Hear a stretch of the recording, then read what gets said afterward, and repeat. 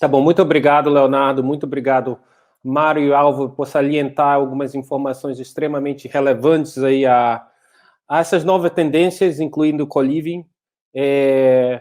Eu também não tenho, como o Álvaro, não tenho nenhum suporte tecnológico hoje, e para mim vai ser um pouco desafio fazer essa apresentação, porque eu moro na Europa há quase 30 anos, sou brasileiro, mas morei a minha vida, quase a maioria da minha vida fora. E essa é a minha primeira apresentação nesses 30 anos que eu faço em português. Eu estava refletindo nisso e estava tentando encontrar algumas palavras aqui que substituíam um pouco algumas que substitui algumas das palavras que eu uso um pouco na narrativa do co-living. Mas vamos lá. Eu acho que essa é uma discussão importante. Eu estou super feliz de trazer um pouco e compartilhar um pouco o que é o co-living, por que essa estratégia está crescendo em tanto. Então, a minha apresentação vai ser estruturada da seguinte maneira: vai ser o que é o co-living. Eu sei que tem muita gente que já ouviu essa palavra, mas talvez não tenha um entendimento mais aprofundado do que é. Depois eu vou falar um pouquinho mais de por que o co-living está crescendo, o que está levando, quais são as mudanças que estão acontecendo, que estão levando ao crescimento da habitação compartilhada. E depois eu vou falar um pouco de quem é o perfil da pessoa morando em co-living. Co-living não é para todo mundo, né? E eu vou falar um pouco do perfil, não só baseado na experiência da nossa empresa, a Beehive Living, mas eu também sou embaixador da Associação Mundial de Espaços de Co-living. Então, nós fizemos já vários estudos e eu tenho um pouco desse perfil. Depois vamos falar um pouco por que esse co-living está tendo esse grande apelo, quais são os benefícios e como as pessoas se sentem um pouco, né, dentro de um espaço como esse. Depois vou falar um pouco de como o co-living é construído, né, e também de como ele é executado. As pessoas às vezes acham que co-living é só construir um prédio com vários quartos e estúdios, colocar várias áreas compartilhadas e acham que a comunidade vai acontecer e o co-living vai ser bem sucedido. E muitas dessas experiências não deram certo. Eu acho que co-living é uma estratégia muito niche, que depende de um conhecimento muito específico e de uma série de infraestruturas que são dadas por um operador ou um construtor que tem com alguma experiência dessa estratégica. E depois eu vou falar como o co-living está, talvez terminar com como é que o co-living está se comportando nessa epidemia. E como o Leonardo falou, eu organizo uma série de eventos a nível europeu em que eu discuto com vários operadores, com vários investidores, um pouco do que está acontecendo a nível de investimento, a nível de construção, quais são as novas tendências e o que vai acontecer como resultado dessa pandemia. Então, eu vou terminar um pouco com o que eu estou ouvindo, e que isso vai ser um pouco dessas novas tendências. Então, o co-living. O co-living não é nada novo. O co-living, essencialmente, falamos aqui de uma habitação compartilhada. Já há muitos anos atrás, organizações religiosas e outros tipos de instituições já tinham como opção esse tipo de habitação, de viver junto de alguma forma. Eu acho que foi o Carlos falou um pouco disso, que existe essa ideia que o co-living começou um pouco na Escandinávia, e eu, quando estive na empresa na Escandinávia, vi que realmente existia alguma dessas organizações lá. Mas o que está acontecendo com o co-living? O co-living, essencialmente, é uma reinvenção da moradia residencial. E essa reinvenção está se dando através da reinvenção, o redesenhamento da experiência do aluguel. Então, o que nós estamos fazendo como operadores é trazer uma experiência que é muito mais próxima à hotelaria do que a moradia residencial, aquela moradia tradicional, o aluguel tradicional. E estamos inovando através de 3 aspectos aqui. Nós temos, primeiramente, a tecnologia que ela é usada não só na gestão do negócio em si. E, por exemplo, nós temos uma plataforma tecnológica em que nós conseguimos ver todas as nossas residências, quem está entrando, quem está saindo, e conseguimos ver isso tudo entendeu, no nosso telefone. Isso dá um certo controle, não só a nível financeiro, mas a nível operacional do negócio. Nós vemos todas as pessoas que estão colocando tickets para que coisas sejam mudadas. Por exemplo, nós temos um app que toda vez que um dos nossos residentes diz, quebrou alguma coisa no meu quarto ou no meu apartamento, começa a contar 24 horas que nós vamos tentar resolver aquele problema no espaço de 24 horas. Então, ele tem um pequeno reloginho lá, que é no seu app, dizendo assim, nós já estamos dando conta disso, ele tem um reloginho que está começando a contar as 24 horas e nós estamos aqui também. Então, vira uma corrida para tentar resolver isso aí. E a outra mais-valia da tecnologia é também a nível da construção. Por exemplo, eu estou agora num espaço que nós estamos construindo, eu estou aqui sozinho nesse prédio que nós estamos construindo, porque estou cuidando do meu isolamento social, porque o resto da comunidade ainda não está habitando aqui. Nós temos um outro prédio aqui ao lado que está sendo habitado. Então, o que nós temos aqui? Nós temos um sistema que nós desenvolvemos em que, para cuidar um pouco mais da sustentabilidade, por exemplo, aqui nós precisamos aquecer os espaços residenciais, né, o quarto, o apartamento, e nós temos uma tecnologia em que o nosso residente consegue controlar e adaptar ou personalizar a temperatura do quarto daquela pessoa, através do app, e se essa pessoa não quiser personalizar, ele só quer ter o controle e ter uma consciência que ele não está gastando mais energia, ele tem sensores na porta que quando ele entra no quarto, isso liga o aquecedor, quando ele sai do quarto, desliga o aquecedor, né? Então, o uso da tecnologia durante a operação.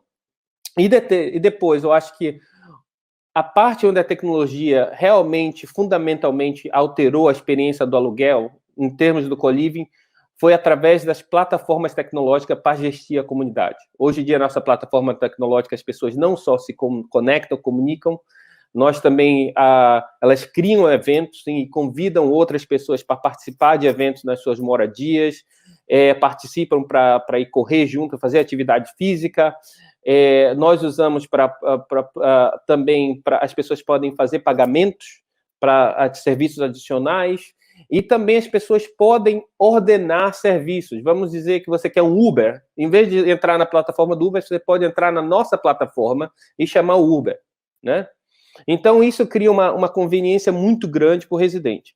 Então, aí, nós estamos inovando através da tecnologia, nós temos aí os serviços, que é uma característica do co-living, serviços de todos os espaços têm todos os custos incluídos, mas também tem uma série de serviços que oferecemos. Se a pessoa quiser que a sua roupa seja lavada, que o seu quarto seja limpo, e quiser participar de um evento de ginástica, todas essas coisas são serviços que estão incluídos. E depois tem a parte da arquitetura e construção, que eu acho que o Mário, de repente, vai estar bastante interessado, que é uma arquitetura e construção bastante especializada. Hoje não se pode pensar no co-living, por exemplo, a Inglaterra tem mais de 3 milhões de espaços de compartilhados. E esses já existem há mais de... Entendeu? Eu estou aqui há 26 anos e já existem há muito mais tempo do que eu estou aqui. Mas o que aconteceu? Os operadores de co-living trouxeram uma experiência totalmente diferente. Eles trouxeram uma mentalidade em que eles estão muito mais colocando o bem-estar do residente acima do próprio, vamos dizer, não bem-estar do negócio, mas realmente dando muita ênfase à experiência do usuário. E eu acho que aí que surgiu essa necessidade de se criar espaços que fossem criados para co-living, porque a maioria desses 3 milhões de espaços compartilhados que existem na Inglaterra, a maioria deles usa uma infraestrutura familiar, foram moradias grandes ou prédios que foram construídos para famílias que foram não muito adaptados e hoje são usados por uma comunidade compartilhada. Isso cria uma série de problemas a nível operacional, mas também de bem-estar e conveniência. Ok, então, o que nós temos no co-living é uma estrutura híbrida, né? Nós temos uma estratégia que é residencial com uma experiência hoteleira. Mas o co-living também é uma reflexão de grandes mudanças sociais, né? E eu queria falar um pouco de quais essas mudanças que estão impulsionando essa estratégia e fizeram que pessoas como eu virassem empreendedores nesse ramo. Uma é o fato que a urbanização a nível mundial está fazendo com que as cidades cada vez fiquem mais caras. Até 2050, nós vamos ter 70% da população mundial vivendo em espaços urbanos, e cada vez mais das cidades têm menos espaço físico, né? Então, o valor do imobiliário cada vez fica mais caro. Então, viver, compartilhar o espaço residencial virou-se uma solução para lidar um pouco com esse alto custo de se viver no espaço urbano. Por exemplo, uma das coisas que eu notei também, não só na Inglaterra, nos anos que eu morei aqui, mas também nos outros países que eu morei, você vê que, se você olhar as estatísticas a nível mundial, o valor do mobiliário está crescendo muito mais do que o valor do salário. Isso cria um desafio cada vez maior as pessoas adquirirem a casa própria, que é um sonho de muitas pessoas. Então, essas pessoas estão vendo no aluguel uma solução ou uma necessidade, talvez. Ok? Outra coisa, a segunda fenômeno que nós temos vendo é que a experiência humana mudou muito nas últimas 2 décadas. Nós estamos cada vez mais conectados, mas ao mesmo tempo mais solitários, né? 1/3 da população mundial hoje sofre com solidão. Então, viver num ambiente compartilhado virou também um antídoto bastante eficaz a lidar com a solução, principalmente nos grandes centros urbanos. E eu diria que o terceiro fenômeno que realmente impulsionou o co-living foi a chegada aí da geração dos millennials, né? Que é uma geração que cresceu com economia compartilhada, que prefere o acesso ao serviço que a propriedade. São pessoas que preferem muito mais, em vez de adquirir um carro, fazer um leasing, né? Em vez de comprar a casa própria, pelo menos por um período da sua vida, alugar. Então esses são algumas das tendências que estão impulsionando o co-living. Hoje o co-living virou uma indústria, e é interessante que o que nós vemos aí nos últimos 2 anos, 2018 e 2019, foram anos muito que realmente definiram algumas estratégias. O que nós vimos foi uma valorização das estratégias imobiliárias alternativas. Quem são essas estratégias alternativas? Na Europa, nós temos 23 estratégias imobiliárias: hotelaria, armazéns, co-living, coworking, escritórios, residencial e tudo mais. O que nós vimos aí nos últimos 2 anos é que essas estratégias, que eram muito pouco representadas, como co-living, como multifamily, se tornaram estratégias que estão crescendo muito mais velozmente do que as outras. Isso se deve a 2 coisas. Uma, que nós estamos num ciclo avançado do mercado imobiliário. A cada 8 anos, aí, ou 10 anos, nós temos uma crise econômica de alguma forma. Então, o que acontece nesses períodos em que estamos no ciclo avançado? Os investidores começam a investir menos no produto para venda e buscam um produto que lhes dá um retorno em termos de renda, né? de income. Nós chamamos yield, né? Dá um retorno aí nível financeiro diferente. Então, nós começamos a ver aí estratégias como co-living, como coworking, como multifamily ficarem muito mais prominentes na cartela e como também uma target, né, um alvo de investimento dos grandes investidores institucionais. Nós estamos passando por um momento que tem muita liquidez no mercado mundial e nós temos para ver esse grande deslocamento de investimento nessas estratégias. Por exemplo, uma das coisas se você olhar 10 anos atrás, multifamily representava menos de 10% da alocação de investimento a nível mundial. No espaço de 10 anos, passou para 24%. Então, ele dobrou. O co-living foi de ser uma estratégia que há 3 anos ninguém entendia o que nós estávamos fazendo, ninguém conhecia muito. Era uma estratégia que estava se definindo. Hoje, a estratégia foi considerada por mais de 800 presidentes de empresas imobiliárias na Europa como a estratégia de maior potencial no momento, né? Então, deixa eu avançar isso um pouquinho mais. Então, qual é o perfil da pessoa que busca o co-living hoje? Eu vou lhe dar um pouco a nível das pesquisas da co-living, que é a Associação Mundial.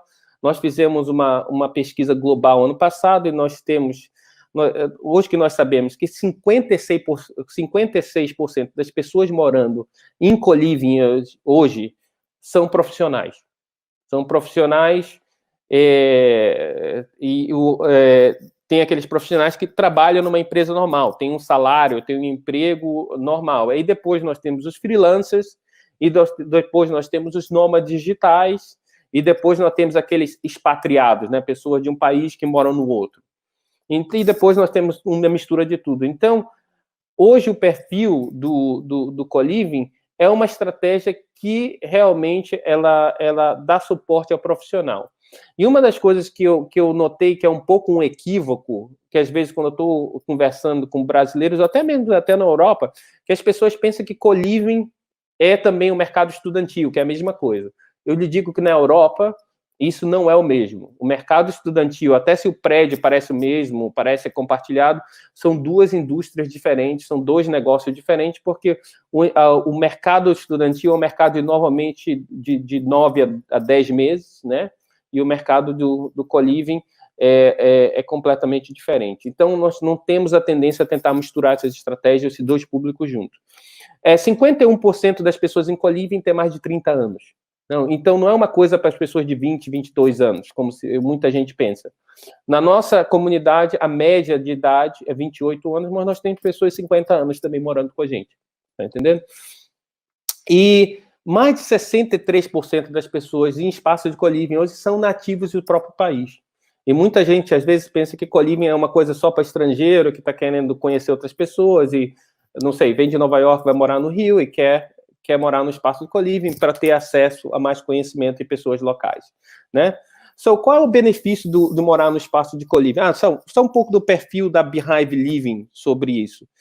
Olha, o perfil do nosso morador é aquela pessoa que casa mais tarde, ele compra casa mais tarde, ou nunca tem intenção, ou não tem intenção de nunca comprar casa, nós fazemos pesquisa sobre isso, né? São pessoas que são altamente educadas, né? Muitos têm pós-graduação, alguns até PhD, são pessoas nós temos presidentes de empresa morando com a gente, nós temos pessoas que ocupam cargos de alto padrão nas suas empresas e decidem morar e compartilhar, porque existe um pouco uma visão que as pessoas que querem compartilham porque não querem gastar, e não é uma verdade. Muitas das pessoas que vêm morar com a gente, que eu tenho uma residente nossa, Case, ela tem uma casa maravilhosa, ela é chefe de um hospital e decidiu morar com a gente porque ela morava sozinha no seu apartamento e ela explicava a experiência dela do seu dia a dia, como eu chego do trabalho super cansada, cozinho alguma coisa, vou para frente da televisão e o resto da noite eu estou falando no Facebook ou usando plataforma tecnológica. Então, era uma vida bastante solitária. Então, ela decidiu morar com a gente. Qual o benefício do co-living? Um pouco a conveniência, espaços mobiliados, bem conservados e tudo mais, flexibilidade. Hoje em dia, um dos grandes atrativos do co-living é a flexibilidade contratual. Por exemplo, no Porto, em Lisboa, se você quer fazer um contrato, você vem lá por 6 meses, ficar no Porto, é muito difícil achar um contrato que vai aceitar 6 meses. Ele vai querer fazer 1 ano. Então, você vai acabar pagando 1 ano e ficando 6 meses. Né? Então, o grande benefício do co-living é que você pode ficar 1 mês com a gente, ou 3 meses, 6 meses, ou 1 ano, ou mais. Entendeu? Então, mas tem bastante flexibilidade. O custo é mais baixo. Se você colocar o custo de morar sozinho e pagar todas as contas e tudo mais, o co-living, quando você engloba todos os serviços, ele, em média, de 10% a 20% mais barato. Entendeu? E a comunidade é selecionada, que eu acho que isso é umas coisas que as pessoas não entendem um pouco do co-living. Tem essa coisa que quem chega, entra. Não. Nós selecionamos, entrevistamos, em média, 7 pessoas para escolher uma. Né? Então, uma comunidade que é um pouco desenhada, baseado às experiências das pessoas, o sexo, né? Para não ter uma casa que só tenha homem, uma casa que só tenha mulher, uma casa que só tenha estrangeiro. Então, nós buscamos diversidade e buscamos criar um pouco uma cultura. Isso é uma coisa que define um pouco o co-living, a cultura do operador. Por exemplo, nós somos a casa do bem-estar, um pouco, né? A nossa estratégia é muito voltada ao bem-estar. E o que acontece com isso? Nós temos uma série de eventos em que concentramos em 7 pilares do bem-estar. E nós damos muita informação e fazemos eventos para as pessoas em como dormir bem, como ser mais produtivo, como ter uma mentalidade mais resiliente, mais criativa, como se exercitar bem, como se nutrir bem, comer bem. Então, não é um espaço ali que você vai só para dormir. E é um espaço que é um catalisador do seu desenvolvimento profissional e pessoal, né? Então, isso acho que é um pouco bastante interessante. E como o co-living é construído? Eu acho que sem entrar aqui muito nos detalhes técnicos, que nós temos vários arquitetos aqui. Eu sou planejador urbano, foi a minha primeira formação. Mas sem entrar numa coisa muito técnica aqui, eu compararia um hotel a um espaço de co-living.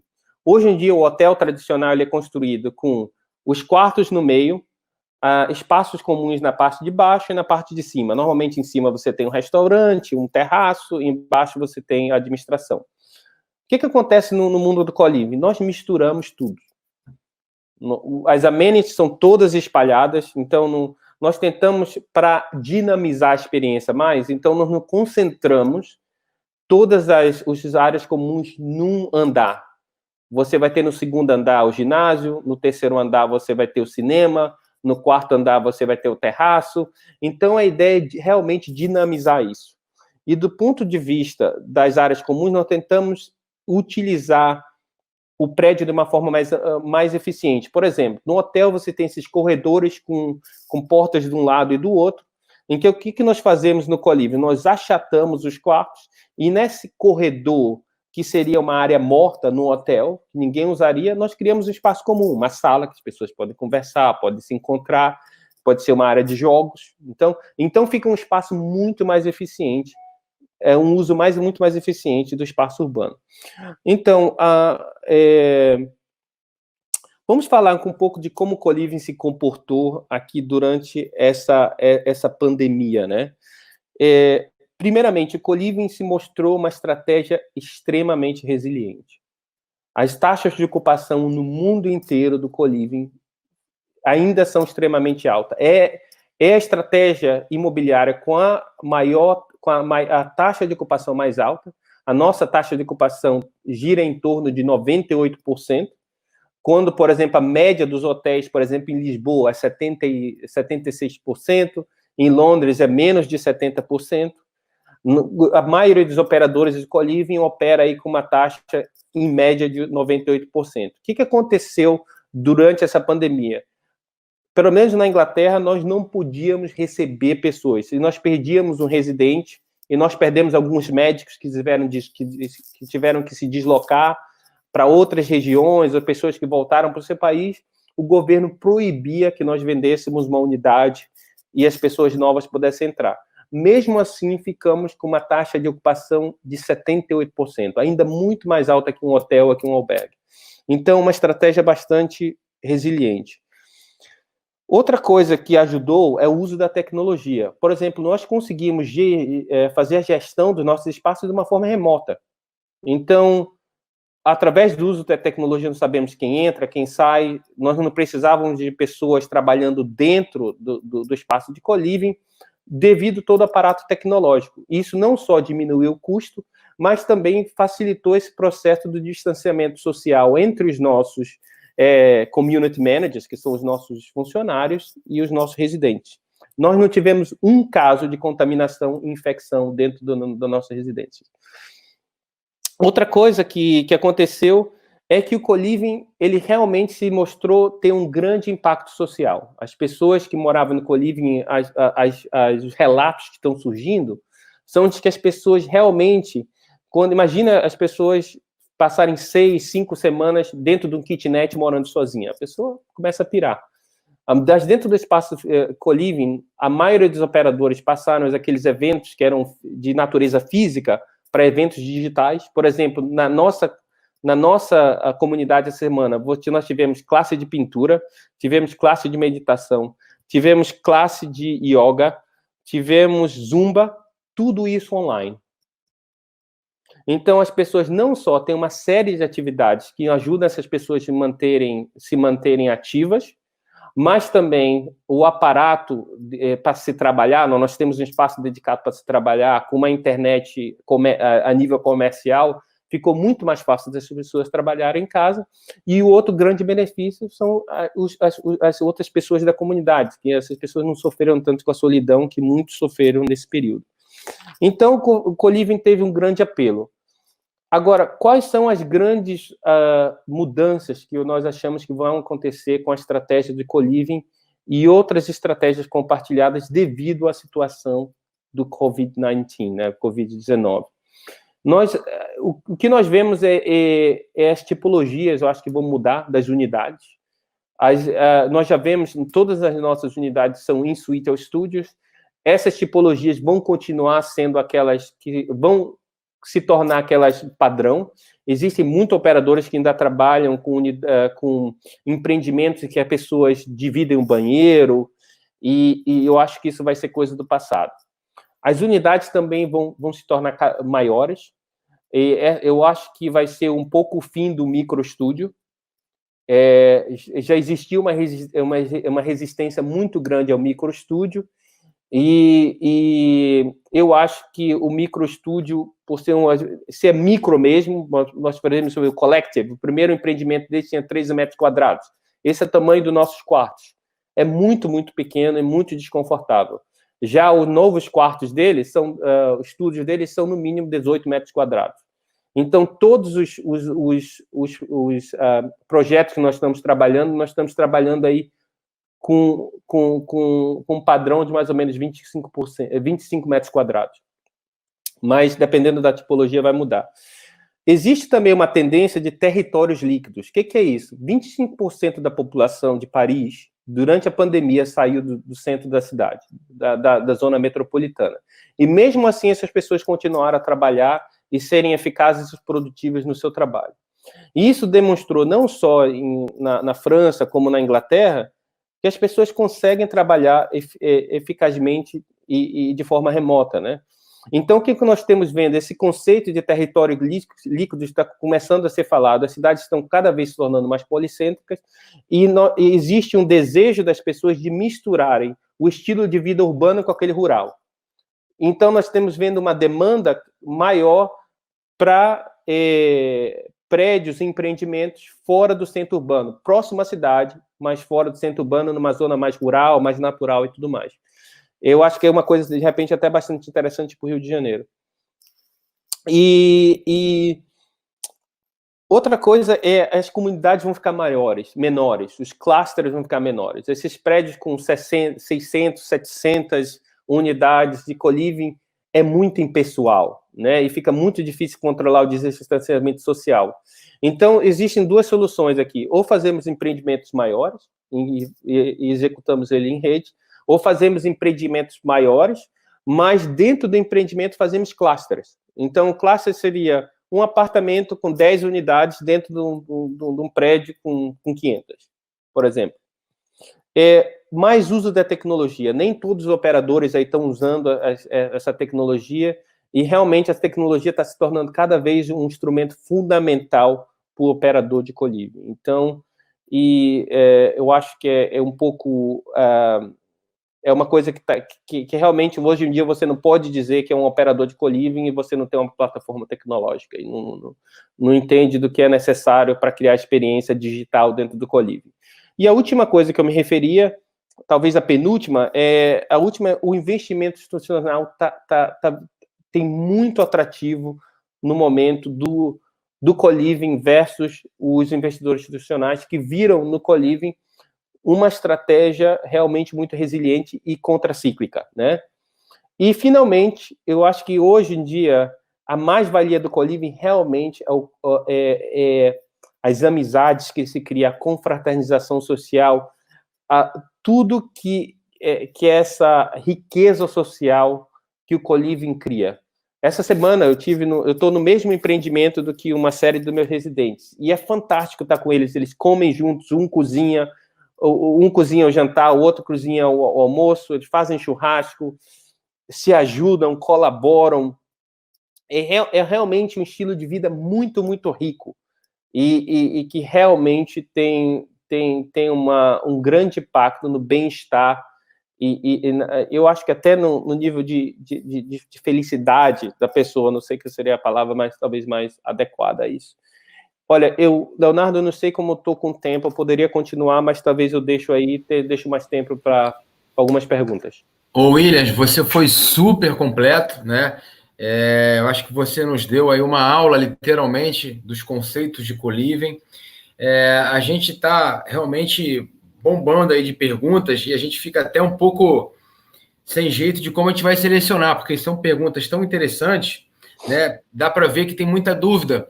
Como a gente viu, o conceito do co-living aqui no Brasil é uma questão mais recente. Me parece que na Europa, como você colocou, já tem mais informações, mais dados, já está mais rodando há algum tempo. E aqui no Brasil a gente ainda tem algumas dúvidas de como é que funciona, né? É um condomínio compartilhado, é um condomínio menor, né? Como é que fica questões, você disse bem, a questão da tecnologia, o quanto é importante a tecnologia, o perfil de quem frequenta também. Aqui é muito novo ainda todo esse conceito, então está aí um pouco das dúvidas. A primeira dúvida que a gente que tem aqui é do Fernando, que acho que você respondeu em parte, que se realmente com essa questão da pandemia, e talvez com uma questão de banheiros serem individuais, se fala até de uma questão de você colocar um home office, pergunta da Manuela, e eu vou integrar aqui a do Fernando, existe a possibilidade de ampliar os espaços dos lares do co-living para justamente você contemplar essa nova realidade de menos compartilhado e mais dentro do conceito de co-living, mais dentro do seu próprio quarto ali, do cluster, como você colocou? Olha, existe a possibilidade, existe. É o que o consumidor quer? Não. E existe hoje no co-living, a maioria das pessoas do co-living, por exemplo, quando nós temos estúdios e quartos em suítes, às vezes as pessoas começam a experiência no co-living dentro do estúdio. Depois de 3, 4 meses, eles querem mudar para um estúdio. Por quê? A população milênio hoje, eles passam muito pouco tempo dentro do seu quarto. Eles querem estar num espaço mais social, compartilhado, até quando estão trabalhando, eles preferem estar num espaço comum, podem estar na lavanderia, podem estar numa janela, colocam o seu headphone e trabalham ali. Então, existe uma grande preferência para as pessoas estarem num espaço compartilhado.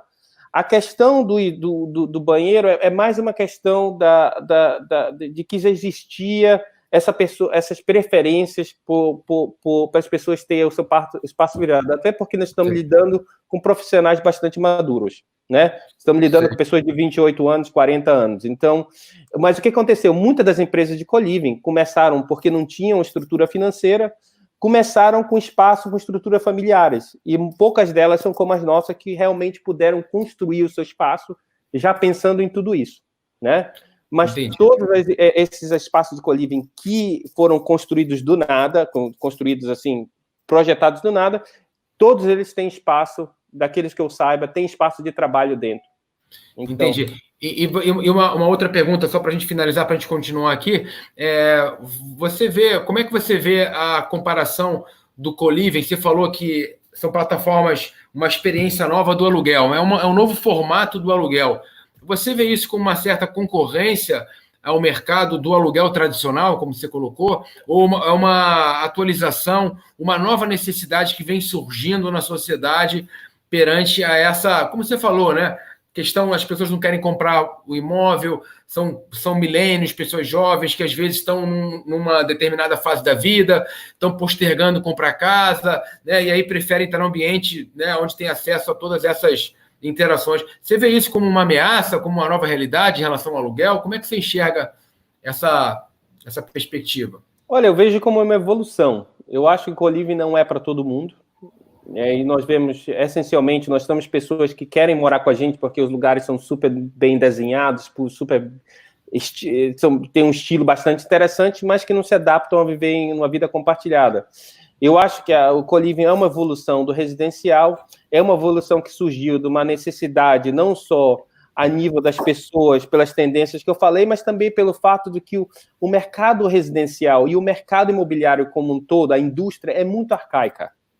Nós estamos falando que a indústria menos digitalizada no mundo hoje é a indústria imobiliária, né? Então, o co-living, os operadores e empreendedores de co-living estão fazendo um pouco na indústria imobiliária o que os empreendedores de tecnologia fizeram um pouco entendeu? Com as startups com a inovação em vários mercados, entendeu? Estamos inovando através do uso da tecnologia e de modelos de negócio bem diferentes, que são muito baseados na necessidade de usuário. Por exemplo, por que as pessoas continuam a sentir a necessidade que tem que ser um contrato de 1 ano? Não existe, a não ser que seja por lei. Mas por que não dá a flexibilidade para ser um contrato de um mês, de 3 semanas? Então, são muitas... Por exemplo, o processo de criar o nosso contrato levou 4 meses e meio. Porque nós tivemos que buscar tudo que estava ali, que as pessoas queriam, mas que a lei, ou se existia uma percepção que não era possível. E, na verdade, quase tudo foi possível. Era uma questão de querer.